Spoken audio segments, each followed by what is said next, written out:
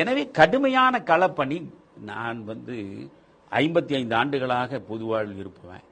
பாரதிய ஜனதா கட்சியை கிராமத்து கடைசி மனிதன் வரையில் கொண்டு சேர்த்து அதை ஒரு பேசு பொருளாக மாற்றிய முதல் ஆள் அண்ணாமலை தான். இத்தனைக்கும் நம்ம பொன்னார் எனக்கு 40 ஆண்டுகளுக்கு மேல நெஞ்சுக்கு நெருக்கமான நண்பர்.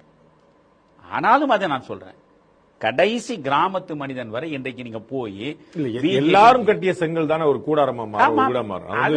பொன்னார் அடித்தளம் போட்டதோ தமிழிசை அவர்கள் மக்கள்கிட்ட கொண்டு போய் சேர்த்ததோ மற்றவர்களை குறைத்து பேசல.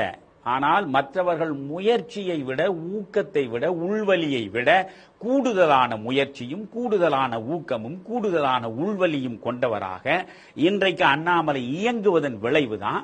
நீங்க ஒன்றை புரிஞ்சுங்க பாண்டே, நீங்க பொழுது பிஜேபி ஆதரவாளர்னு உங்களுக்கு ஒரு மொத்தமா குத்தி வச்சிருக்கான். நீங்க எதை பேசினாலும் நீங்க சங்கிதான். எனக்கு இதுவரைக்கும் குத்தி பார்க்கலாம்னு யோசிச்சிருந்தா இப்ப நானே இவர்கள் குத்துவதற்கு இடத்தை கொடுத்துட்டேன். அதனால் அவர்கள் என்னை சனாதன வரைக்கும் நான் பேச, நான் ஒரு சனாதனி தான். நான் ஓப்பனா சொல்றேன், வெளிப்படையாக சொல்றேன், நான் ஒரு இந்து சனாதனி. இதை இமயத்தின் உச்சியில போய் நின்று சொல்லுவேன். ஏன்னா நான் நேசிக்கிற வழிபடுகிற மகாத்மா காந்தி இந்து சனாதனி. நான் ஏற்றுக்கொண்ட ஆன்மீக செம்மல் விவேகானந்தர் இந்து சனாதனி. நான் எந்த வழித்தடத்தில் நடக்கிறேனோ அந்த பாதையை போட்டு கொடுத்த பாரதி இந்து சனாதனி.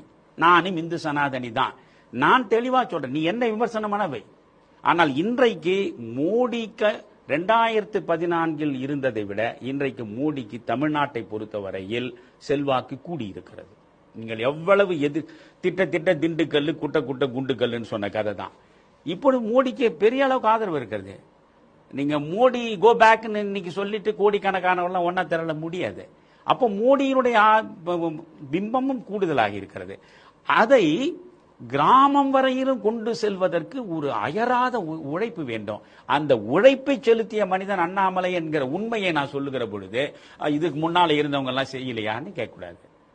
இது